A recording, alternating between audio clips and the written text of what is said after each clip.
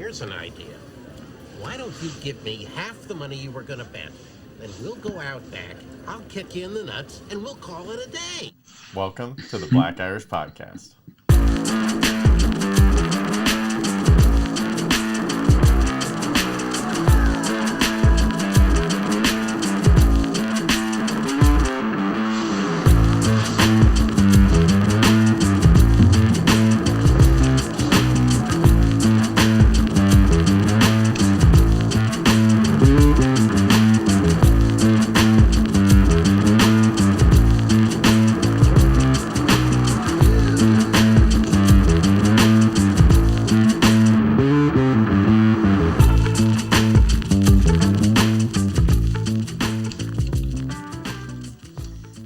Welcome to an all-new episode of the Black Irish Podcast with myself, Brendan McCorkle, and Mike Zigzag Crawford. How you doing, brother? I'm good, man. How are you? I'm doing good, man. I had a wild fucking weekend. Oh, how about yourself? Did, man. Man, I'm good, man. No wild weekend. Not as wild as yours, I'm sure. Oh, shit. Well, let me just start off by saying that when you get a recipe from somebody, get it from them over the phone. It's way better, because you get all the different shit. So let me set this up for you. Thursday, we have a lot going on. We got 2 kids, lots of stuff going on. We're going to Vegas this past weekend. We're getting ramped up.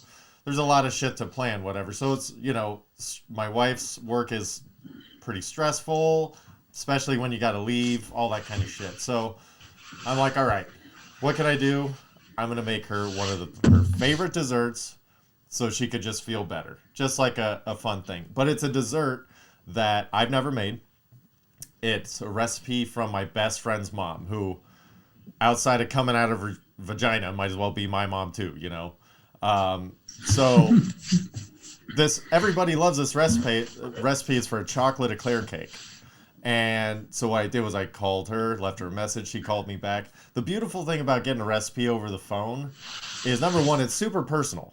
Like, recipes are very personal. So you can send somebody a recipe, but you won't get the inflections of, hey, when you're at this part, it's very important to slow down, or give it a minute, or make sure you're constantly stirring. They give you their little details of what makes it theirs, instead of just like a restaurant. So I would highly encourage you, if you're ever going to get a recipe from somebody or ask for it, maybe get the directions and then follow up with a phone call to get exactly how you're supposed to do it and the way you're supposed to do it. It makes it more intimate, makes it more fun. So, anyway, while I was getting ingredients for this, so I got to catch up with one of my favorite ladies, and so I go out to get the ingredients for this stuff, because I don't remember what's in it. I kind of know, but I don't remember exactly what's in it. One of the ingredients is Cool Whip. And by the way, Cool Whip's fucking delicious. I don't know why it gets such a bad rap. Because it's just like fatty. It's the bomb, but people associate Cool Whip with old people not knowing what whipped cream is, and it's not the case. Cool Whip just needs to defrost, and that's an old person thing to do, defrost whipping cream. But if you do defrost it, it's the bomb. It's pretty good. It used to be. I've had it. Like, even though I'm not supposed to. Yeah, that one hurts you, but that one's one of those. It's worth it because it's Cool Whip. It's good. Yeah, always. I will say, when I was out driving to get the ingredients, I did see there was a lady that almost hit me. We're driving 2 lanes down the street. She's about a half a car length ahead of mine, and she's picking her nose so hard that she drifts into my lane, and I have to slow down so she doesn't hit me. Have you ever picked your nose so hard you changed lanes? No. Like, she was double knuckled. Picking my nose in my car.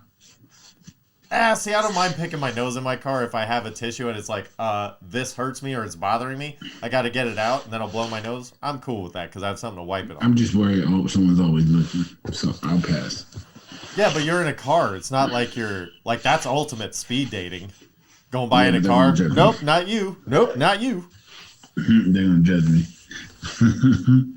So, did you mess up the ingredient? You got to the it came out. It came out bomb as shit.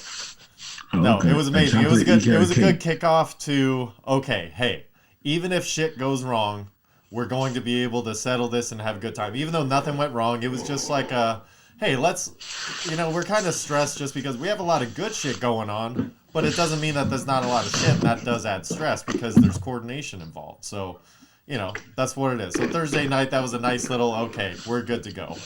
But that did lead, so it was like, okay, let's do dinner Friday night. Let's kick off, like, that's officially vacation, right? Friday night before a Saturday takeoff to Vegas. So it's like, Friday night, let's go to a nice dinner. Let's go to a nice dinner. Let me set the mood. Let me set the tone for this vacation. You know what I'm saying? Like, I'm trying to do this right. I'm trying to, like, let's have a only dinner. We're not doing a date night. We're doing a dinner. Like, we'll go out to dinner, come home. That's so nice. We'll go to a nice... This is in Cali before you actually hit the plane to go to Vegas. Yeah, so this is Friday night. Our flight is scheduled for Saturday morning, 10:20, 10:40, something like that in the morning. So we go out to dinner. I licked an envelope, Mike. I licked an envelope. Because you're absolutely disgusting? No, because I forgot I wasn't supposed to lick envelopes. No, you're just nasty. It's okay. I'm not nasty. My brain doesn't work like that.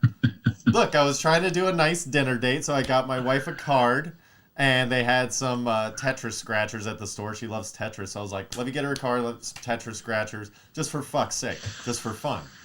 But I licked that envelope. Because I can't remember to not lick the envelope. Should have just tucked it. I can't remember, Mike. How do you remember to not do something you're programmed to do? I don't know. Like that dog is programmed to bark. How do you tell that dog to not bark?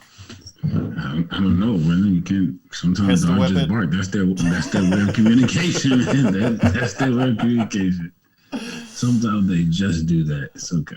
They'll stop eventually. We did go to a awesome restaurant. Shout out to Max. Max or Mags? Mags. Okay, that's your dog. Mags. That's your tiny dog making all that noise. Yeah, that's Maggie making all that thing. Why does Maggie sound like a 400-pound Rottweiler? I don't know. She gets busy sometimes, man. So I apologize to those who can hear Maggie in the background. I'll bring her on the show one day. Oh, that would be delightful. Did you know that I had a dog named Maggie for about 2 weeks? For real? Yeah, so I was driving around. It was one of my, they used to call me the Hamburglar, because back in the day, I would get, by the way, not proud of this, but it's funny now because nobody got hurt. So back in the day, we would house party, play beer pong till whenever. And whenever I did my Irish goodbye, I'd just walk out the door, not say goodbye to anybody, and I would roll to Carl's Jr. And I would get like 5 chicken sandwiches and 5 famous stars, because I always brought back for everybody, but I would always fall asleep, passed out on the couch with like a half a burger eaten on my chest because I was just drunk. So they started calling me the Hamburglar, because anytime they woke up on like a Saturday or Sunday morning, I was passed out on the couch with a bag of Carl's Jr. next to me. Yeah. Oh, that's the life. That was interesting. But in one of those Hamburglar runs, I saw a dog. It was wasn't a Rottweiler, but like a Doberman type dog, and just running around the streets like not in a neighborhood. So I'm like, what the fuck, dog? So, and it's just kind of like doesn't know where it's going, like aimlessly wandering, no tag. I'm like, fuck. All right. And at the time, I'm driving a 5.0 91 Mustang that like has no business like driving at all. It was a Cobb Magnet. I bought it from my buddy who's a racer. Like I just shouldn't have been driving that car. So I'm driving around the neighborhood trying to get this damn dog in the car. Jumps in the car finally. Like after a couple minutes of going down the street, just hops in the passenger seat because I had the door open. So I'm like, all right, get this dog. Rolls with me to Carl's Jr. Cool as fuck. Let me pet it. Dirty as shit though because it's been outside. But I'm like, whatever. I'm drunk. You're dirty. It's fine. So we go to Carl's Jr. together. This dog doesn't go for the bag, doesn't go for nothing. I'm like, all right, I got to take care of this dog. So one of my favorite all-time songs is Maggie May. I'm like, Maggie, it's an Irish type name. Like, it just fits. So I named that dog Maggie. And then I proceeded to not be home, left it at home with my friends and the other dogs for like a week or 2 weeks while I was out working and home once or twice. And then I was like, all right, I can't take care of this dog. So I had to take it to a shelter. But then before I took it to the shelter, I took it to the park to play with it because I'm like, fuck, this sucks, dude. I'm sorry, I don't know what's going to happen to you, but I can't take care of you. So I ended up taking her to the park playing. was nice. Family was there, like hanging out, whatever organically happened. The dog went home with them. So that was cool. But I had a Maggie for a couple of weeks. And I love that dog. Yeah, I love my pup. So it's just kind of interesting that we both had Maggies fall into our lives. There you go, buddy. Come on, man. Connected, unconnected. Speaking of connected, that pasta dish we had at the Italian joint on Friday, Lady and the Tramp style. Well, that's what I was about to ask you. Where did you end up going for dinner? Yeah, okay. So we ended up going to an Italian joint. Yeah, called Felix Trattoria down in Venice. I heard it a long time ago on Rogan's podcast. Like, that's one of his favorite joints, local spots. That's not why I wanted to go. Not because Joe Rogan fucking likes a place. I like Joe Rogan. I don't give a fuck what he likes. What I do appreciate is that he is well-traveled. And we like similar foods. So, if this is one of his favorite restaurants, they probably serve up good dishes. So, I can trust the fact that a well-traveled connoisseur... Full circle, yes. Technically speaking, you do give a fuck what Rogan likes. So yes, I do. Let's say that's not why I went. I didn't go there because I wanted to eat where Joe Rogan ate. I went there because I trust his palate. If that makes sense. There you go. There we go. There you go. Men get so defensive because you address something that no one actually addressed you for. No one actually said you went there just because Joe Rogan went there. That's true. And it's unfortunate that I feel obligated because that's a very pigeonholed name. Like, if you say Joe Rogan, everybody's like, oh, that's why you did it. Whoa. Hang on. There's a lot of people that influence me to do shit. Doesn't necessarily mean I do it because I hope they like me more. Joe Rogan's never going to fucking know that I went there. Doesn't matter. But this joint... He definitely won't. Dal and I were talking, like, after the meal was over. She actually brought it up. She's like, this is a Mike place. And I'm like, what do you mean? First course, they have this... I can't remember the name. Sponcini bread or something like that. It's the best bread I've ever had in my entire life at this joint. That's a nice start. The best bread I've ever had ever. I don't doubt it. Italian spots usually got bread. Olive Garden has pretty great bread. That's embarrassing. Okay. What's embarrassing? Olive Garden? That you're comparing it to the best bread I've ever had. No, I said they have pretty good bread. So if it's so does Italian Outback. Joint, so does a better Italian joint. Outback bread is overhyped. That brown bread is really not that good because it's not warm, so the butter doesn't really melt. Like, it needs to have some warmth to it. So when you put the butter on it, melts. They bring you that dry loaf. You know what I mean? So we're just gonna not hype that too much. Gotcha. Okay. So here's the other thing that I love about this restaurant, which including the bread that did not come with a side of butter or anything. Everything is served as it was intended to be eaten. There's no salt on the table. There's no pepper. There's no fucking sauce. We serve the dish. You eat the dish. That's how I like to eat when I go to a restaurant. I want to eat it the way you intended it, the way you made it. Like, give me the bite you want me to have, bro. That's what I want. Unless it's an experience. But the reason why Dallas thought you would like this place is because it's super chill. You order everything up front. They bring it out in courses, kind of like most restaurants try to do, but they are very deliberate about it. They explain to you everything on the menu. They explain to you as it comes out, hey, here's this, what it is. And by the way, I went bananas when we went there. I ordered everything. I was like, dude, I got to try everything so that we know what's up. So we got... And that's the thing about me and Italian. We don't get along because Italians love cheese. Here's the thing. The noodles, the pasta dishes, didn't necessarily all have cream sauce in them. And if they did, it was super light, or they did like a meat gravy, like a ragu. Like, they had a ton of different options there. They had bomb-ass steak. We got 2 different kinds of pasta. Don't worry. It was amazing. We'll go there, but you know the first place we're going when I get back, when I and get to Cali, the first place we'll be going is Moggly Wogglies, and everything else can work off of that. I just am excited that one day you might say it correctly when we arrive. But until then, you keep guessing. There you go, man. I'm going to keep guessing. I'm going to read it when we get there. There was something else that I think I've officially decided for my life. Not that it's a requirement, but a preference when it comes to dining in restaurants. The last 2 times Dallas and I went out for a dinner, We went out late, like 9:30 reservation, and shut the restaurant down.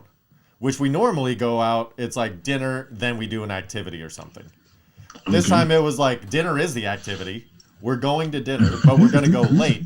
But we started shutting down restaurants. Like we get one of the later times that they're, if they close at 10, get a 9:30 reservation.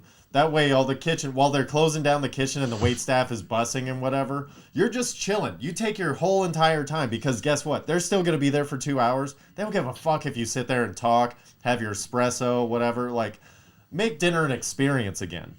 And when you shut it down, it's like fucking, sometimes they goof off with you. You dick around, talk to them about other shit. Like, it's just way more fun. So I think my new move is going to be shutting down restaurants, going when they close. Like time it to where you're eating dessert as the kitchen is starting to close down, and then you can just chill as they're cleaning. It's just such a nice. You all this in this moment, as you move right into vacation mode from dinner right into your beautiful vacation, it's gonna work. It works. It does. You can't always do that though. You can't. But we were trying something. You can't shut down the restaurant when you got to work the next day, bro. That's absolutely true. I'm not saying we do. We also don't go to Felix all the time. It's just something that I want to try to start doing. That was the restaurant we went to, Mike. Oh no, you said there's some fancy name. Felix Trattoria. Okay. So you gotta say the whole thing. You can't just cut it short. Like we ain't that familiar yet. You only get one name once you get like Jordan. Okay, we know who that. You can't be like Felix out of nowhere after one introduction. No. Well, I just felt like it was a normal flow of the conversation. Like if we say, "Hey, Michael Jordan" at the top of the conversation, and then anytime after we reference Michael or Jordan, that's who we're talking about. That was my philosophy with the whole Felix thing. But that's okay. I get it. It's new to the conversation. We don't usually go to fancy restaurants on the podcast, so I get it. But so we did. We had nice dinner. Just came straight home, which was cool, which is weird to just go to dinner and not do anything else on like a date. But that was actually kind of nice. It was far enough away. It was like a half hour away. Nice, cool, chill drive home by the time you're done, ready to go to bed. So then we got up the next day, go drop off the kids because we're missing everything this weekend with the kids. We're missing soccer, 2 baseball practices, 2 baseball games. We're missing everything. A lot. So it's like we're Definitely which doesn't seem like a lot, but that's a lot for us to not be involved in for a weekend. 5 events for your kids, that's a lot to be like, see you guys. So but he was with grandparents and, they're with the babysitter and everything. They're taken care of. They're having fun. They want mom and dad to get the fuck out of their hair. Well taken care of. We know that. We understand. Yeah. So, but still, it's one of those things where you're like, man, there's a lot of things that I signed you up for that I'm not taking you to. That was my guilt that I had. But I was like, fuck it. We're going. See ya. So we drive to Burbank Airport after we realize, we realized that morning. We get an email from Southwest because we had booked Southwest Burbank to Las Vegas that, hey, flight's been bumped till Sunday at whatever time. And I'm like, I got tickets to a comedy show tonight. I can't go tomorrow. And by the way, if you get a Vegas flight that's bumped from Vegas or Burbank to Vegas, don't you just not go? Because you're only going for a turnaround trip anyway. I don't know. So I was like, fuck this. Let's drive to the airport. Let's see if we can get any other flights. Let's see Spirit, Frontier, all these janky-ass people might be like, hey, fucking jump on our plane. We'll put gas in it. I don't know. Like that taxi driver that's off duty at the gas station's like, fuck it, I'll turn my light back on, jump in my cab. Definitely. But you shouldn't do that with an airplane, even though that's what we were willing to do. So we drove to the airport, fucking nothing. So we're like, all right. Let's hop in the car. Let's fucking go. Let's drive. We're 4.5 hours away. Let's not be assholes about this. Let's jump in the car. Let's enjoy a road trip. You know what I'm saying? With your wife, that shouldn't even have been a thought. Like, let's get it. It wasn't. It wasn't at all. It was just mainly like, all right, this is what we're doing now. So let's get some food. Let's get ready. We have to reassess.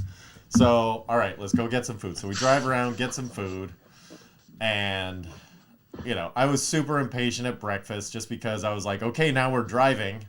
And we went to a place that was like a sit-down breakfast, take your time restaurant. And I didn't say anything because I'm a fucking asshole. So I'm just sitting there like, how long does it take for eggs? What the fuck? Not really, but in my head I was doing that.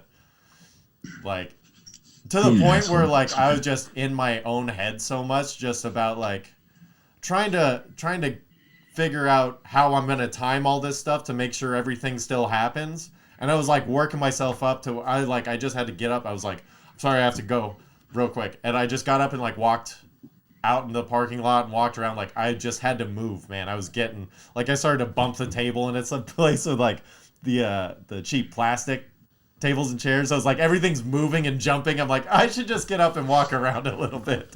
Like I feel like I'm gonna jump out of my own skin. So once I finally whatever, walk around a little bit, I'm like, it's not their fucking fault. They got 100 people they're serving eggs to. It's not a big deal. I'm just sitting there being an asshole, working myself up for no reason. Gotta relax sometimes, my friend. Gotta relax. So anyway, there was that. So then it was like, all right, well, we're not flying. You know why Southwest canceled flights, right? Well, that was because of the required like vaccination status and stuff, right? Yeah, because they're losing pilots because they're requiring vaccination. Yeah. So they're having a pilot shortage, and they didn't want to tell the world. So they were just like making other reasons why they're canceling flights when really they don't have people to fly the fucking plane. Yeah, they said it was understaffed, but they also made it sound like it was like the flight attendants or whatever they're called these days. But that was not the case. So that's just another one of those things where I was, Southwest is the McDonald's of the skies. It's one of those things where they're cheap. You really think so? Fuck yeah. They're reliable and they're everywhere. So you can kind of bounce around whatever you got. But you also know like you're going to get Southwest. You also know that you're going to get a mediocre flight. Probably not going to feel great, but it's going to get you there. And every now and again when you're just about to give up on them, they come out with the fucking Monopoly game, or they come out with some crazy awesome rates, and then Southwest is back in your heart. They're not good for you. Yeah, I mean, like, I just love the bags, man, because I'm usually coming, like, I forget on the plane, I'm coming to you, or I need bags, man. Yeah. I need shit, because I'm coming for days, bro. Like, not having to pay for bags is fucking always, like, on point for me. Yeah, that's great, but not getting on to your destination is not cool with me. I don't know. Yeah, when they cancel flights, but that's a new thing because they're experiencing pilot shortage because they're trying to be like vaccine safe. Shouldn't we applaud them for that? Okay. So next time you go to McDonald's and they run out of salt, you just accept those fries and say, "Hey, you guys are doing your best. I still love you, McDonald's." They don't run out of salt. McDonald's shortage. Okay, well, Southwest ran out of pilots. To me, not good enough. Okay, that shit don't work for me. McDonald's runs out of ice cream, and the ice cream maker doesn't work. It doesn't really bother me much. Here's the thing that is fucked up about it is, dude, now I got so much credit in Southwest, I could fly to fucking Alaska and back 7 times. But it did lead to a beautiful road trip with your wife, so give and take of it all, man. Give and take of it all. Yeah, but then I still have to get on Southwest. I would take 2/3 of the vouchers and shit that they owe me and apply it to like somewhere else, Alaska Airlines or anybody. I don't even give a fuck. Just somebody else that I trust more than you. They're working to get their flight pilot game up, man. Relax. Okay, so yeah, but that's the thing is, when is it going to happen again? Here's the thing, though, Mike. They lied about it. So why wouldn't they lie about the next thing? If they just said, look, man, we fucked up. As soon as we get our salt back, we'll fucking let you know. No, they didn't do that. They said, oh, it's not this. It's flight patterns and weather and this and that and the chain reaction. Yeah, the chain reaction is you're forcing people to do something and didn't have a backup plan. That's a shitty business model, Southwest. I don't trust you with my life, motherfucker. That's what you're doing. Southwest, you're trusting with your life. People that can't coordinate employees, you're trusting with your life. You think that they give a shit about how hard they're working on the engine, making sure they're calibrating out everything? No. Fuck those people. If you don't take care of your people, how are you going to take care of me? I don't trust you. Fuck off. Hire the right people or fucking change your business philosophy to Spirit Airlines. Spirit Airlines is like, listen, we don't give a fuck about you, but we'll get you there. Spirit Airlines. Okay, I can accept that. Don't tell me that you care about me and then you don't. That's what I'm not willing to accept. No, that is bullshit. I'm not gonna lie, and the line is definitely trash. But don't ride Spirit, bro. Like, listen. I didn't. We drove. Okay, I do value my life still. Yeah. And I've not even did a Frontier. I've done a Spirit flight once because I didn't know any better. I learned my damn lesson. It'll never happen again. I ain't never riding no damn Frontier. What the fuck is a Frontier? They need to take Frontier used to be a cable company, which now they're apparently in the skies. So I don't trust that at all. Hell no. So we're at breakfast. We haven't even started the road trip yet. No, we haven't. We haven't. So we did. Oh, that was the other thing is you got to go shopping and shit for this trip. Not really. What? But listen, dude, I only Didn't had. you already have bags packed? No. I skipped over this part, but it's something I want to ask you about. Why in the fuck are any fitting rooms, but especially Target fitting rooms, sticky? Why are the walls sticky? Ugh. Like, they didn't have any hangers or anything, so I just wanted to try on a pair of jeans. Target has Levi's. I want cheap jeans that fit well. Okay, go to Target. Bro, I went to put my hand up on the wall to, like, pull my pants up over one leg, and my hand was like when I pulled it off. It was fucking nasty. No. I don't use fitting rooms, so I couldn't tell you. I usually don't either, but considering half the jeans that I put on, I'm like, why is it tight on my thighs and loose on my ass? I don't know. I need new jeans. In my defense, I have back thighs. I just have back and then thighs. I haven't had an ass since the day I was born. There you go. All that meat just went to my head. But so where'd you all stay in Vegas? We went to we stayed at the Rio. Okay. We stayed at the Rio. So road tripping up there was cool. It wasn't a big deal. I did purchase some weed before we road tripped, even though I didn't partake till we got there. Because I was really hoping, like, all those spots up there, like, the prices are so inflated because they're like. I wish you would be trying to smoke some weed and drive in the car with Dow Pal, bro. No, but I mean, even like, she was like, "Hey, since plans got fucked up, do you want to smoke and I'll drive?" And I was like, "No, that's okay. I'd rather drive. Like, I don't need to chill on the way to Vegas." Drive to fucking Vegas. Good job. Yeah. So. But I did end up, so I was like, okay, I won't have to pay the Vegas premium because they know you're there. They're going to fuck you hard on all, the premium there. So I just went to a local spot where we were because it was like, I'm not driving all the way back towards the house and then come, it's like. I was about to say, why don't you just take your own fucking stash from the crib? But I forgot you were supposed to be going to fly a plane. So. We were in Burbank and I'm not going to fly all the way or drive all the way back to the house just to grab a couple of things. So I went to a local shop, which. Unfortunately, premium prices. So had to spend like a third more than I planned on spending just because of the tax and the inflation on the product. I'm like, my spot has this for 25% cheaper and they don't charge me tax. Like, you're charging me at double what this thing is. And they're like, I just work here. I'm like, well, I'm not driving anywhere, so here's my money. That shit sucked, dude. That shit sucked. There you fucking go, bro. How it always is when it comes to the weed. Yeah. So anyway, so we get up there. We're road tripping up there. Who's your ideal, like, people or whatever to take a road trip with? Doesn't have to be a person specifically by name, but like, do you prefer like a full car? Do you prefer just one buddy? I wouldn't prefer a full car. I've never road tripped with, like, I've done road trips to Cali, but I was solo. I was in the car by myself. I mean, there were other people on the road trip, but they were in their own car. And I was in the car by myself. Gotcha. So, and that's my only road trip.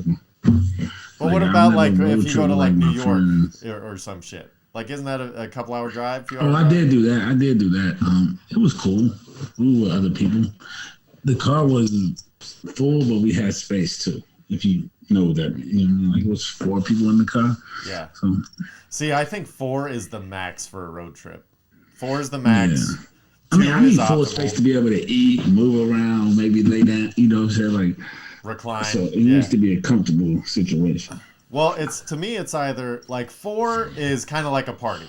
That's good because there's not too many people to where you can still hear and understand everybody. Everybody can be a part of the conversation, but there's also enough people to where you don't have to be if you don't feel like it. You know, like fucking, I'm tired right now. I don't feel like talking. You guys talk. There's no obligation for you because you're not solo with somebody else, you know? Exactly. So, but I do enjoy the solo road trips because it's like you get to really fuck off, and sometimes you get delusionally like just zonked, even though you're focused on the road or whatever. Like you talk about weird, funny shit and create bigger bonds and stuff like that. That part's fun, is talking about all the weird shit that you never would talk about or think about because you see, you know, a red bison on the side of the road and you're like, what the fuck? And it sparks a weird conversation that you never thought you'd have, you know? Kind of like what we do here. I used to have a homeboy that used to ride with me when I first started gambling, going to Atlantic City. Yeah, we used to be just us two. But, how long is that drive? like 3.5, 4. Ooh, that's pretty significant. But Atlantic City is like, it's decent. See, I had a buddy that we have the, I don't even know if this is correct, but the Indian casinos, Indian reservations, Native American casinos, whatever the fuck they're called. I don't know. Sorry. But there's one out here called It's Morongo. the Indian reservation, I believe. Yeah, I don't know with every changing of every word anymore. Fucking the place that you only have to be 18 to gamble. Me and my buddy used to go there. You know, it was like a 2-hour drive. But, you know, sometimes 10 o'clock at night, you know, he'd be like, hey, you want to go play some blackjack? He's like, fuck it. Come pick me up in 20 minutes. I'll take a shower. And then we go roll out there, play blackjack for an hour, and then just drive all the way back. It was like, we're either going to lose $300 or win $1,000. Let's go. That's how I used to be when I go to Atlantic City, man. That's what it was. But you played poker, yeah? Or did you play other shit in there? I mean, I play table games too when I go to when I used to go. Like now, the casino is local, so I can go there to just play poker. But when I was going to Atlantic City, I do a little bit of everything because it was just the experience. But I didn't learn that table amounts differ at different times of the day. So I was always paying premium prices because I was always getting there until I learned. So then I would start to leave my house like 2, 3 in the morning, get there like 6 or 7, get me some $10 tables, baby. That's right. But Vegas has $5 table, $5 and $10 tables all day, so that's the benefit of Vegas. Yeah, it just depends on where you go. Funny enough is we didn't even gamble that much. So we get there, fucking road trip up there. We get to the hotel, checking into the Rio, all suites, whatever. That was like, we couldn't find rooms at a decent rate. And at the time, we didn't know why. But it was the Wilder Fury trilogy fight. So everything was expensive. So we're like, what the fuck? Like, just to get a regular fucking boring ass room was like $300. We're like, what the fuck? So it's like, all right, which places do we have rewards to? Like, let's start doing this whole game. And then, so we got the Rio because they're, you know, nice big suites or whatever, even though they're outdated as shit, bro. So we're checking into the Rio, and I had done early check-in on my phone because they have like kiosks now that'll just print your room keys for you, so you don't have to interact with anybody. Oh shit! Isn't that beautiful? It is, and it isn't. Okay, so it is for the fact that you don't have to interact with anybody. Like, you know, they said, "What time do you think you're gonna arrive?" At the time, I thought our flight was at like 10, so I put like 11:30. Just whatever. I don't give a fuck. At 11 o'clock or 11:10, I got an email saying, hey, your room's ready. You come pick this shit up whenever, even though check-in's usually at like 3. So for that, it's amazing. You want to get your room, you know what you're getting, bing, bang, boom, you're done. But for me, I like checking in at hotel registration because, especially in Vegas, not at fucking a Super 8 motel or wherever I need to stay here or there. But like at a hotel in Vegas, always driver's license, card for the room, $20. Always, always, always. Hand it to them, all folded in the straight thing. They get that, they go, oh, that's nice. Hey, by the way, we have a upgrade available for you. 9 times out of 10, you get the upgrade for free. Every now and again, they just take the $20. But it's always been worth it to me. So I do like that interaction at the desk, because every now and again you get something special. Or if they're just like, hey, here's some tickets to a show. Weren't you already in the suite? No, I'm checking in at this point. Yes, but you said you said they have the suites, but you had booked a regular room. Yeah, so the Rio is quote unquote all suites. So all the rooms are bigger. That's why we ended up picking that over anything else, because a regular room at the Rio is better than a regular room, or bigger than a regular room at wherever else for the same price. Okay. So we wanted more square footage. We're big people. We need to walk around, you know? Gotcha. So we do that. But if you do the kiosk check-in, you cannot go to the hotel registration. So you just have to sit there. And there's like 6 kiosks, 7 kiosks, 3 are broken. People are trying to check in. It's a debacle. At this point, by the time we got there, it's 5:15. We have dinner reservations at 6. We have the show at 10. Okay? So we arrive. The couple in front of me is having the check-in situation that I'm so glad I'm not in, where they're chipping at each other, trying to be quiet because they're in public, right in front, and the girls standing like 3 feet away going like, go tell them this. And he's standing there shaking his head like, no fucking, he's just doing this, shaking his head. Like, please stop saying this because I'm not going to respond to you. No. So she goes up, she's getting pissed. She starts directing traffic to the people in line. And this guy's like head down, like, oh my God, please stop talking to people. Oh shit. And like, people are like, you don't work here. Do I trust you? Or are you going to make me lose my spot in line? Like, exactly. So it's this whole thing going on. She's walking back over after it's almost their turn next. He like takes 6 steps away from her. Like, I don't even want to fucking stand next to you. I'm like, their trip is going to suck so bad. And I'm next in line going, that's not me. That's not me. So happy. So happy. So I wanted to ask you, though, when it comes to tipping, like especially in Vegas, how are you with tipping? Because I'm over the top with tipping. I do it too much. You said tipping? Tipping people. Yeah. Oh, I mean, I tip. If you have a job that requires a tip, I tip you. I mean, that even like grocery store, whatever. But it's whatever, 20%. I don't. But just what about math for me? Okay, so like for like somebody that gets you a cab, do you give them a tip or just the cab driver? Somebody who gets me a cab, nobody's ever gotten me a cab. Like in Vegas, where they're like the cab line, like here. Open the door, where you going? And they say it to the cab driver. Oh, I've never done that in Vegas. So. Okay. What about, like, all right. I guess, let's see. I've only been to Vegas once, and I walked everywhere. I mean, I had a rental car, too, if I needed access to it, but I was just there to enjoy the strip. I was staying on the strip, and besides the wedding I was there for, and I drove there in a regular car. So I don't know as far as that, but. Gotcha. All right, that makes more sense then. I don't really go nowhere where I'm gonna need a cab, especially now. I mean, I'm gonna get an Uber or something, bro. Well, I'm kind of curious. Like in Vegas, cabs are now better than Uber. Like for a while there, I think it was something where it was kind of like Uber. You say cabs are now better than Uber? Yeah. In reference to, what do you mean better? Because let's say a few years ago, 4 or 5 years ago, when Uber was fairly new, not super new, but like in the mainstream, you know, everybody started using it. Even from like airports and shit like that, to where it was actually infiltrating the cab business. So it went to where everybody was trusting Uber. Number one, you could pre-program it. You already know when it's going to be there. You know it's going to be a good car. You don't have to worry about, you know, people driving super crazy, whatever.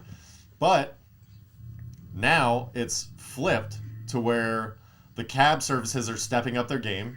The cabs are a little bit in better condition, and they're cheaper than Uber. Uber just slowly but surely kept raising the rates, and like the airport or casinos, hotels, those things are premium rates. Yeah, that must be a Cali thing. So but this was in Vegas. It has to be a Cali or a Vegas thing, wherever you at. I don't know, because it's not even close here. Cabs are so much more expensive than Uber here, so it's not close. Yeah, so at the end of the day, you're also in a cab area of the world. The east, you know, the northeast to coast to the middle. It's like you guys are cab central. Then you start going south, and there's nothing, you know. But you guys, like California, we don't have a ton of cabs, so the only time I would deal with it is going to Vegas, really. And for a while there, it was like Uber was easier and cheaper, and now it's flipped to where Uber is more expensive. The line is out the fucking door. It was like there's like 20 people in line for an Uber and 3 for a cab. Like, it's just the shift has been made to where it's like cabs are better again. Yeah, people are just going to start. I mean, people just keep using Uber. I mean, because it's here, it's just cheaper. Because when you get in the cab, the start off fees, all the surcharges and shit, like you start, like here, you get in the cab and it's already at like $5. Like, you can literally get an Uber ride for like $6 in total, like depending on where you're going around the corner here. That's what I mean. Yeah. So when it comes down to finances, people always gonna go Uber, Lyft, that type of thing, just because it's a little bit cheaper here than cabs. If cabs got cheaper but it's also, cabs here are just bad smelling. They all smell like cigarettes. Yeah, and that's kind of what I mean by the cabs. Years. Yeah, that's kind of what I mean by the cabs stepping up their game. Is it seems like they're at least, like upkeeping them at a better rate than they used to. Because it used to also. Yeah, that must be strictly a Vegas thing. Well, like, it also used to money. It also used to be like, you paid for your cab. Like you leased it while you drove it until you paid it off, then it was yours, and then you could keep all the money instead of giving some back.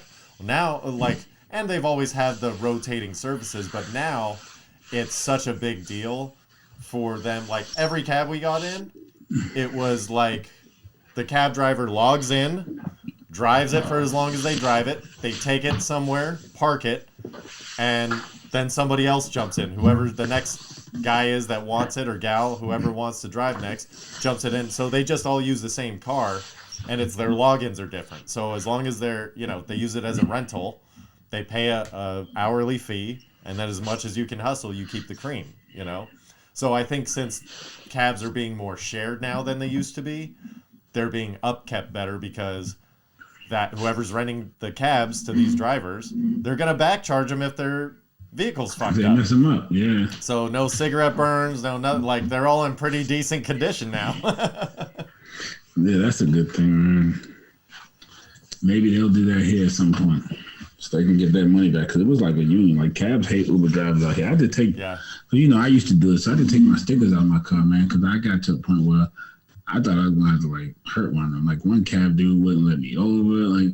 Just all types of weird stuff. And, man, my life is in danger. My temper goes from, really long to, I ain't going to play with my life, man. So, you out here playing in cars while we on the road, I don't play those type of games. So I was like, man, look, everywhere I go, these people going to be mad at me. I don't got time for it because I'm going to hurt somebody. So I took the stickers out of my car. Plus, I stopped doing it anyway, so I don't really need the stickers. There's that. Yeah, they do seem very territorial.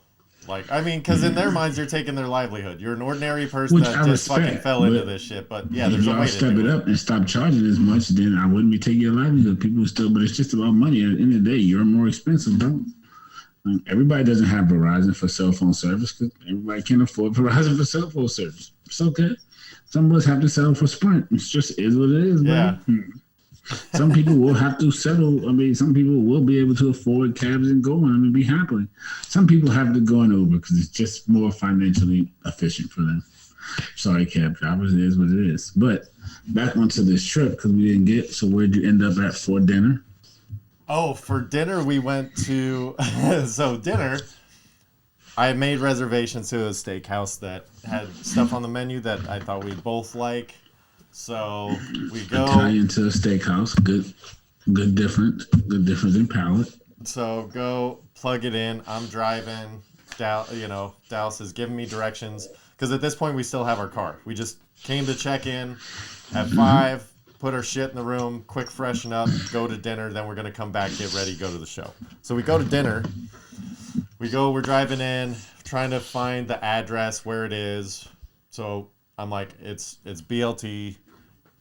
I think it's at the Cosmo. BLT sake, I think it's at the Cosmo. So we keep going. We're going towards Cosmo. It's like, we're going to be 2 minutes late, 3 minutes late for a reservation. Not a big deal. So then I'm she's like, where is this thing? Can you look it up, please? So I look it up in my phone while we're in the parking garage. And I'm like, oh, it's the wrong place. We actually are at Edge Steakhouse at this other place that's 5 miles away. So I had the wrong fucking place. And this is Okay, flight got canceled, had to drive on the fly, just checked in. The check-in process was weird because the lines were weird with the kiosk. Get up to the room. It's like, we don't have time to do anything. Now we're rushing to dinner, so we're not late for the show, and it's fucking late. And I'm like, gosh, damn it. So then it's like, all right. Dallas calls the real place and is like, hey, we're like 15 minutes behind. Please hold our reservation. She's like, yeah, okay. So we get there. Reason why she wasn't concerned was because there was nobody in the restaurant. So we end up getting there, like 6:15. We sit down, look at the menu. We're kind of like, okay, we're here. Fucking, all right, let's try and cool out. We're good. Like, not that it was getting intense or anything, but just like, all right, crisis averted. Let's chill. So our waiter walks up, kind of asks how we're doing, and then finds out we're from Los Angeles and tells us how much he likes to fly his 2-seater plane out to Malibu and this and that. I'm like, motherfucker, I did not come here to be your friend, okay? If we get to that point in the conversation as a waiter, as a server, dude, I'm all about it. I love interacting with people. But on my terms, that door when you told him where you was from. Don't come to my work and expect me to tell you about my children's baseball game. It's not how shit works, dude. Do your job first, and then if we can establish a connection, then we talk. That's how service should work. Do your job. If we make a connection, then we hang out. You can be cordial while you're doing your job. I'm totally cool with that. Making that connection is part of him doing his job. Got it. And if he did his job, I would have had no issue and wouldn't have even brought that motherfucker up. But considering that other tables were sat after us, completed their entire meal before we got our salads, fuck that guy. That guy sucked shit. He's shitty as a waiter. He doesn't pay attention to anything. He was blaming the shit on the kitchen. Like, it was bad. So we basically were there for like 45 minutes. We had amazing... Bread was pretty good. But it can't go up against the day after you had the best bread of your life. But it was pretty good. We had a bone marrow appetizer, which was bomb. Super, super good with some short ribs. Like, it was amazing. And then we sat for like a half hour. And to the point where it's like, finally, like, I don't want to interrupt this guy taking other people's orders, but finally it's like, hey, excuse me, we're going to go to a show. Like, it's now, like, I get it, we were here at 6:15, but it's now 7:15 and we don't have salads. Like, what the fuck? Without saying it like that. Oh, I'm so sorry, the kitchen got backed up, let me go check. Somebody runs out with our salads. And then, the good thing is I ordered scallops and Dallas got steak. So I'm like, that takes 3 to 5 minutes to cook. So that shit better be out here by the time my last green hits my lips. So then this guy comes out a few minutes later, scatterbrained as shit still, and is like, I've just got on my chef. I just want to let you know I told him to put your stuff at the front of the line. As somebody else is wheeling our food to us. I'm like, can you just fucking go away now? You're making it worse. You're lying on top of lying on top of lying, and you just suck at your job today. Maybe not all the time, but right now you suck. Get the fuck away from me and bring me my check. Why is he lying? And why are you angry at this guy, man? Why am I or why am I not? You were angry. That sounded pretty angry. I did not say anything to him in that fashion. What I said to him was, hey, we got tickets to a show. Our food hasn't come out. Can we please get our food and the check as soon as possible? That's what I said. Because I'm not a fucking asshole to the guy. He put you at the top of the list. Yeah. And then food came, so he got you right. Yeah, but by the way, he didn't put the food at the top of the list. It was a standard running kitchen. As soon as the salads go out, they fire your entree because the people that are working in the kitchen were doing their jobs. The guy that was delivering the food and taking the orders wasn't. So that was his fault. And the other part was he just forgot about our table. I don't know if it was where we were positioned because everybody around us was getting their shit, but we were not. And so it's like, listen, bro, whatever. So you know more about the service industry or restaurant industry than me. I didn't know that they fire your shit up as soon as they give you your salad. See, I learned something new today. Well, usually, especially at a steakhouse type thing or any restaurant, they'll have either an expediter or like a head of the kitchen, and it's somebody that quality control checks the food, makes sure it's getting out timely, and basically what happens is, you have your ticket. As soon as one part of the ticket is gone, the next part of the ticket is worked on, because the idea is, unless it's something that takes a long time to cook or make, like if you're doing something from scratch, which restaurants aren't, they pre-do everything so that within 5 to 10 minutes your meal's hot and ready. Like, as soon as one thing goes, they fire that up. That way you have a couple of minutes in between your course to reset, and then you get to the next one. It's supposed to be a flow to it. It's a meal. It's an experience. It's not fucking a barbecue where you load shit up on your plate, sit down and talk. It's where you sit and talk and eat food as it's coming, and then by the time you're done with the food, you're done with the conversation. It's a fucking experience, and this guy fucked it all up. And just for the sheer fact that we just had tickets to a show, so now we can't enjoy this fucking food that we really want to enjoy, because now we got to shovel it. You know, it's like we were there for an hour and 40 minutes, and it took us an hour and 20 to get our food. It was just like, fuck this guy. I don't know. So, whatever. We get out of there, and we're like, that was fucking ridiculous, right? So... all right, so let me ask you this. So he did give us 25% off our bill because he realized he royally fucked up, which was nice.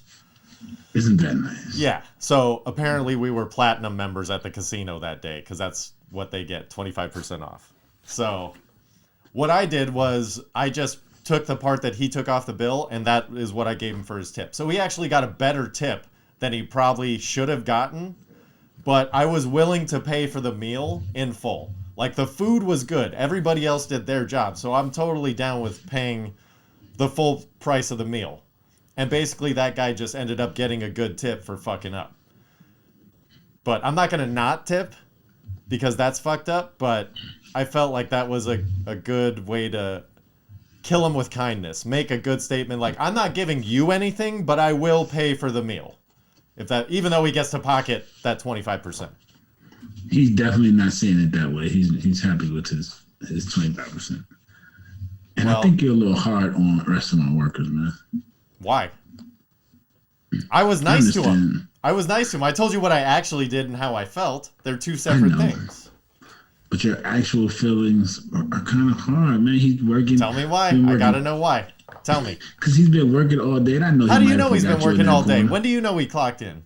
Because you're at the end of the shift. That means not at the end of 6 o'clock is not 6 o'clock is the beginning of a shift for a steakhouse. Oh no, this is not the. Okay, never mind. I'll take that back. Yeah. Most likely he was just starting. So actually, I ain't cutting him no slack. I thought this was another one of your closing the rest of the. He's just a fucking moron. No. Our show is at 10. I made reservations for 6, and we still had to kind of rush. So who's at fault there? Yeah. So now you're too nice, because then I would have felt, if I knew for sure that he was fucking up, I'd have told him he was fucking up. Well, I gave him the vibe that we were fucking up, because when he came back after our entrees were delivered to check on the table, he glanced at me, I looked at him, and then he walked as far away as he could. Like, I looked at him like, I'm actually kind of happy right now. Do you want to fuck this up? And he just walked away. Which is good on his part, because I'm like, nothing you have done was good, so don't bring that here. Like, at least he was smart enough to recognize the situation. Like, I fucked this up enough, let me just leave him alone. There you go. You know what I'm saying? Because that's fucking wild. But then we ended up going to the comedy show, having a great fucking time. So after there, we roll out, go to the room, get dressed up for we basically just changed for the show. And then, Dallas wants to get a drink before the show. So what a fucking trooper of a wife she is. So we went to go see Tom Segura, which is like one of my favorite. I think he's one of the best working comedians today. And shout out to Tommy Boy. Ryan Sickler opened for him, who's from Maryland, who is a fucking amazing comic. I love him to death. I told Dallas, I'm like, I really think you're going to like the opener. Sure shit, she loved him. So that was awesome.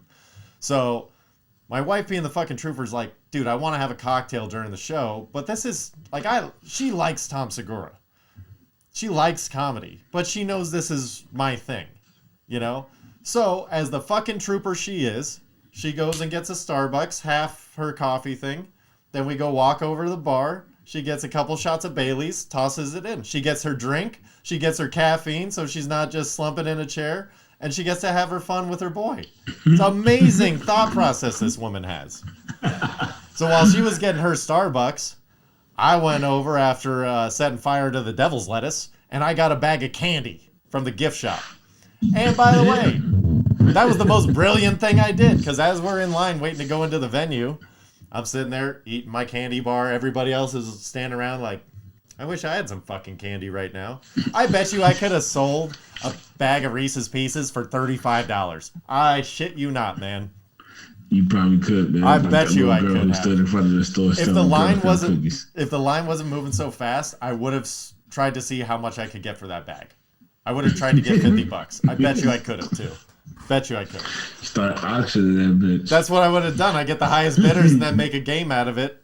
Who knows? We're in Vegas. But so then we did go sit down, see the show. It was amazing. I felt bad for the guy next to me because what I did was before the show started, I pre-opened all my packages. I'm not going to be that fucking asshole opening packages during a live show. No. So I have all of my packages opening. And there's a single ticket next to me. He comes, big dude, big beard, very nice guy, but just comes, sits next to me. And then he sees a few minutes later, I'm tearing into some gummy worms. And I can feel that this man wants some gummy worms. I can feel it. And you know me, Mike. I want to give this guy gummy worms. I want to give them to him. But they're not individually wrapped. I've been sticking my hand in the bag. How do you politely offer a stranger in COVID candy? You can't, right? No way. There's no way, no how. God. And so I was just like, fuck, I wish I would have got like Starburst or something. But yeah, so I was just... When I'm done, he can have like the rest of the bag. Like I get down to the last. But that's so rude. That's so rude to offer that. But I was by far the smartest person there by bringing my own bag of candy because people were like, fuck, that's a good idea. And I was high as balls, man. So when you're happy and high and eating candy and laughing... You know it, clap your hands. Fuck yeah. It was great. Oh, man. That sounds like a good time, though. I'm not going to lie. It was a good time. Ago. That's my guy. It was a good time. It was a good time. So how much money did you lose in Vegas? Just go ahead. Come on with it.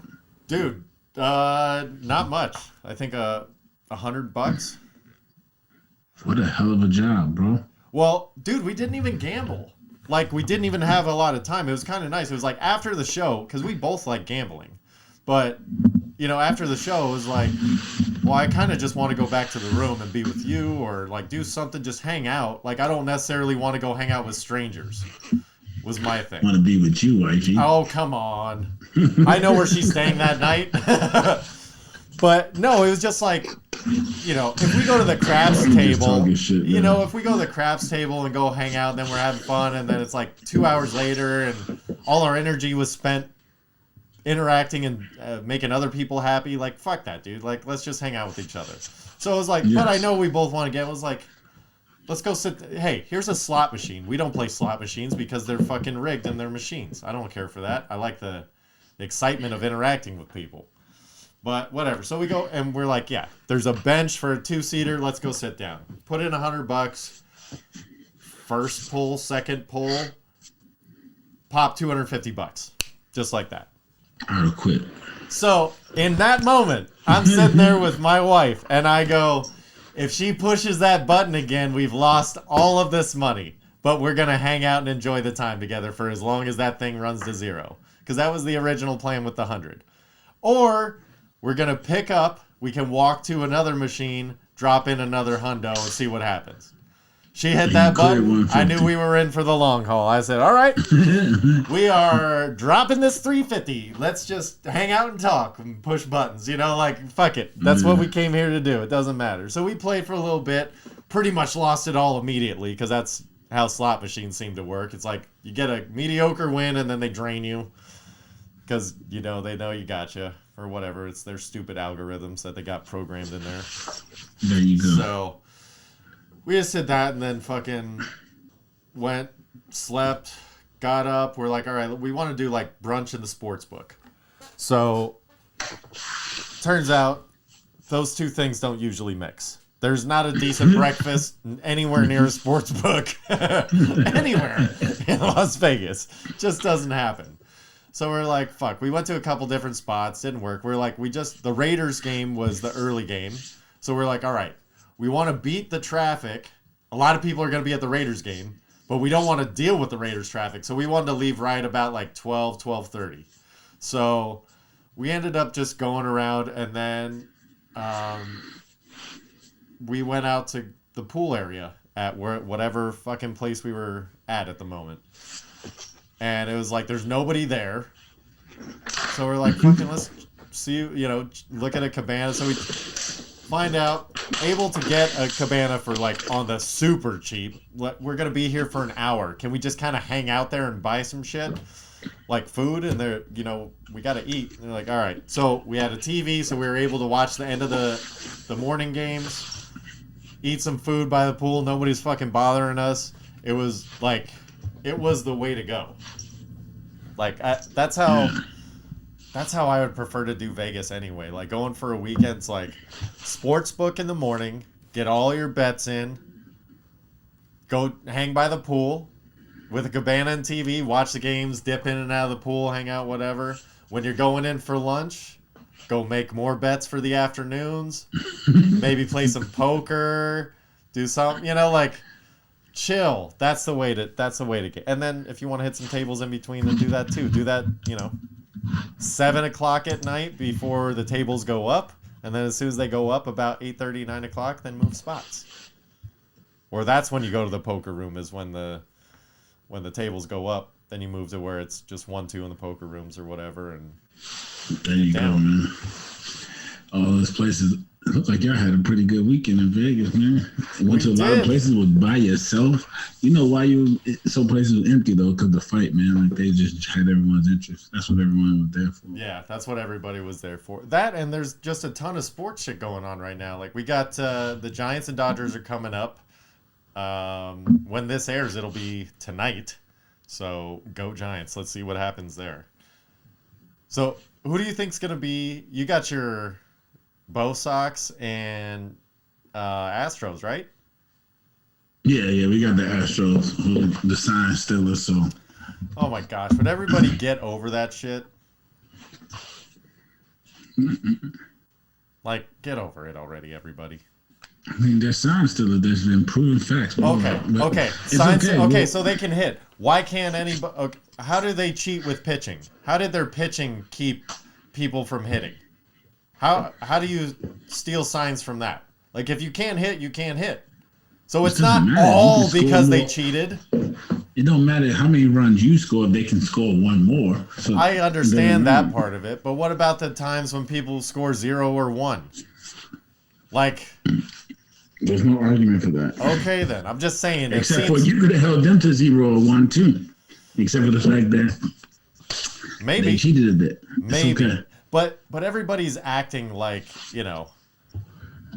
like their pitching staff didn't do anything and holding people down. Like, granted, they had extreme advantages. Extreme. But if you can't hit, you can't blame that on them. So let's take it with a grain of salt, is all I'm saying. Well, let's see how it goes this year, buddy. All right. So let me ask you this honestly. If the Red Sox lose to the Astros, are you going to be talking shit about cheating? No, unless they prove it this year. They would have passed cheaters. That's not have nothing to do with today. There's a lot of Dodgers fans that I talk to that seem to think that the Astros always cheat, always have, always will, and how none of their baseball games are ever going to be relevant again because they're always cheaters. It's like, listen, you got to get over it at some point. They got their hand caught in the cookie jar. Now they know that they either have to be better about it or stay away from it completely. All right? If they get caught again, then fucking disband the Astros. I don't know. But just get over it. Get over it. I don't know. Do you think that, Giants Dodgers, whoever wins is going to be playing the Astros in the World Series? Maybe. Probably. The Brewers stink. They're awful. Yeah. Atlanta can win the series. But no, Atlanta did win the series yesterday. No. The series versus. Oh, Atlanta did close it out yesterday. Yeah. I don't know why I'm still talking about the Brewers. Yeah, that's why I was like, hang on a second. Freddie Freeman scored the game-winning run. I actually watched it a little bit. That's weird that I forgot that was the game. But yeah. So I don't think Atlanta has enough firepower bats to get it done. But yeah, they got Albies, they got Freeman, and then it kind of that's tails it, off. 'cause You can't your boy's rely on hurt. Jock Peterson to get you to the World Series. With pinch hit home runs, yeah, not versus the Dodgers, buddy. Yeah. Not gonna happen. Yeah, because they're going to I be just playing hate the this World Giants. Series split stuff because American League pitchers don't hit year round, so it's gonna be weird. And JD's gonna have to probably play first base or outfield, but it doesn't hurt as much because Bobby Dahlbeck has been stinking it up in the playoffs, so it really doesn't matter. He can go to the bench. What are we going to do if the Red Sox and Giants are in the World Series? We're gonna have to go to a game, buddy. I know. It's gonna be very hard. expensive though. Fucking yeah, I know. My asshole just puckered up to my lips on that one. Like expensive. Well, maybe not in Boston, in San Francisco, because that's already an expensive place. The game is probably like shit nuts. I don't know. Maybe that's something where if we really, really figured out a way to commit to it, I could fly out to see a game in Boston, and then we could drive back to Cali together and see a game in San Francisco. That would be the ultimate fucking trip. But that's also... So we'd have to do like 2 and 3? Yeah, we start saving now? We travel when they travel. Yeah. Well, the other thing, too, is if we road trip together in a car back to the East Coast, I'm white. I can drive at night. So we can get here twice as fast. You know what I'm saying? Mm-hmm. Unfortunately, that's the truth. I mean it. No, I'm with you. I'm totally... Save money on hotel. You know, we get like 2 hotels. We probably only need 2 nights. We can get across 3 days. Look, if you're willing to drive at night, we don't need no hotel. Like I could, as long as I get some rest in the back seat, we're good. Yeah, we may. If the Red Sox and Giants have the Red Sox and Giants ever played the World Series? Probably. And I'm stupid. I don't know. They're just 2 old teams from so long. You figured that maybe they did. I just don't recall. But that would be one hell of a fucking. Yeah, we would. I don't know. I might have to sell. I don't have any organs that are good enough to sell. What could I sell? I don't know, man. Like all my interior shit is busted, so I can't sell. Let me start going play the lottery, man. Playing the lotto. I don't know. Maybe we should just bet on the Giants and Bo Sox, and then if they end up getting to the series, we'll have enough money saved up that we can buy tickets. And if not, we'll go broke that way. I did want to ask you about how you feel about the Stafford bet. The Stafford bet was placed with only one thing in mind. Don't worry. And I still think it's possible. I just don't see Stafford playing the whole season, bro. I know he could do 300 yards a game, and that was actually a little bit less than that with the extra game. I just don't think he's going to finish the season. At least he's going to miss at least 2 or 3 games. He's already a third of the way there. Yeah, I know. He's on pace for almost 5,400 yards, and our bet's for 4,500. I know what he's on pace for, but don't worry. When someone knocks him out, hurts his little period. I thought he was going to miss a couple games when he hurt the thumb. He's not that tough of a guy, man. All right, bro.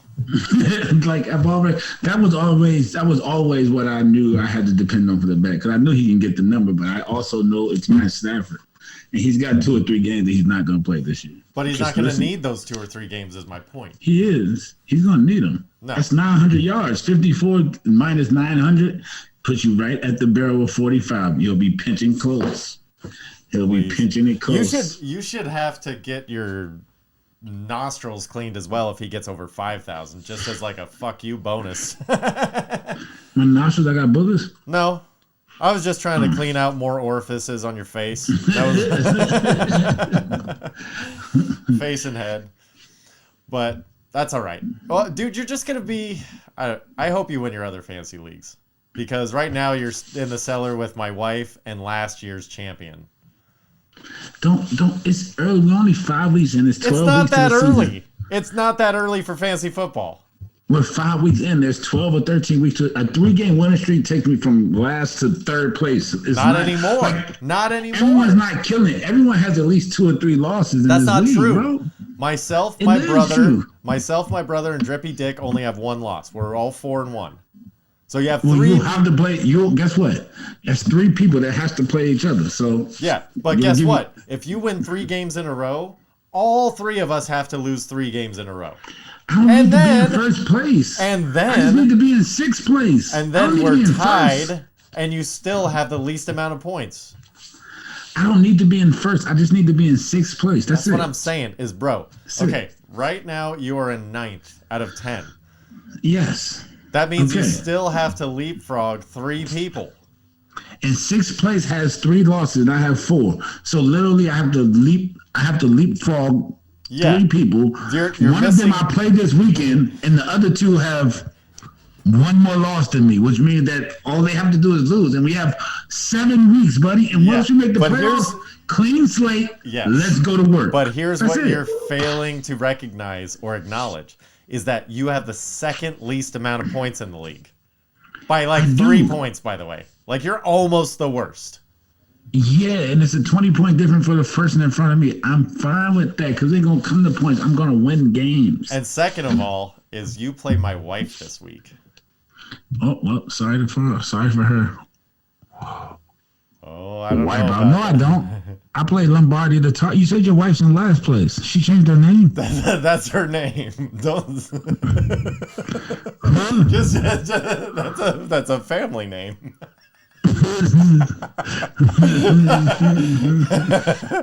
So, oh shit. Anyway, now that we know what I'm watching your game this week. I'm dialed into you and my wife to see who's gonna come out on top because I know you guys are this is gonna be your shit talking fest for the year because you guys are playing. Because what I realized was the schedule repeats. So this is week 6. So that means that you guys let's see, week 6. You guys will not play each other again. No, this is the one and only. So only the first 4 people that you have played, you will repeat play. There you go. So basically the way it works, you play everybody once, and then the first 4 games get tagged onto the back end of the season, and then we start playoffs, 15, 16, 17. So you don't have that much time, Mike. Yeah, I know, but don't worry, I'll get there. All right, because if you miss the playoffs, like, you realize that you're just going to be an international skunk if you end up in last. I got you, man. All right, I'm just trying to put a little added pressure on you, that's all. I got you. Oh, have you started watching BMF yet? No. You're still waiting until episode 5? Yes. All right, because they got through 3 of them, and it's good. It's good. It was like the first one was really good, like hooked me, and then the next 2, it's like it stayed on that pace to where it's not necessarily gotten better, but the first episode was pretty awesome, so I wouldn't expect them to get much better because it was a pretty well done first episode. So that one's rolling. It's really good. They're finally starting to get into, it's the 3rd episode, so now we're going into 4. They're going to start getting into the nitty-gritty details, all that kind of shit. And then I did finish Heels, which, by the way, I called it with a little bit of a twist. I won't give you the twist at the end because it just aired, but what I said was going to happen in the beginning happened. Don't worry, I'm going to watch it. I'm going to watch it, man. That one I would definitely, now that the season's over, it's 8 episodes, they're like 50 minutes to an hour. Like, that's a good one where you're like, do I want to watch a movie or TV? And you just watch like 2 of those episodes. And then you're like, okay, I'm good for now. And then you watch 2 more later, whatever, as you're going to bed and shit. It's a good one for that. But, gotcha. So I'm going to take a little TV break this week. I think I'm just going to try and refocus on sports and not worry about that shit. But I will be tuning in to some music because this week we're doing Queen and Kendrick Lamar, so it's gonna be fucking blaring in my house all week because that's good shit on top of good shit, in my opinion. There you go, man. It's hot. What's your favorite hot sauce, Mike? What's your favorite hot sauce? I need to know. Texas Pete. Texas Pete? Yes. Who is he? It's a hot sauce. I don't know. I know. But is it like a very particular hot sauce, or is it like you can get it almost anywhere? You can probably get it pretty much anywhere. I get it at the grocery store, so it's not special. This is my favorite. Is that what you put on everything? Sorry, people, I'm tying my shoes. I'm behind on something, so I gotta when this episode's over, I'm gonna be running. Well, we're almost Don't wrapped. judge me. So Texas Pete? Yes, Texas Pete. All right. It's the best. You never had Texas Pete? I've never had. What's your Texas favorite? Marie Sharp's. I don't know who that is, so we gotta exchange and see whose is better. Yeah, Marie Sharp's was something it's from Belize, and it's something that somebody brought in to my life, and it's awesome. But there was like a good garlic hot sauce for like an albondiga soup is always the shit. But other than that, Marie Sharp's all the way. Gotcha. I'm gonna try it, and I'll get you some Texas Pete. All right, bro. We'll root for the Giants so that we can get Giants Red Sox, and I can work on Sell our kidneys. Yeah, I'll start working on putting my kidney on the black market, and we can worry about and then we get them there. How about I sell my kidney on the black market, you sell your kidney on the white market, and we go to the game? There you go. That works. That sounds good to me. All right, brother. Well, until next time. Bro, I'll talk to you later. Love y'all. Love you.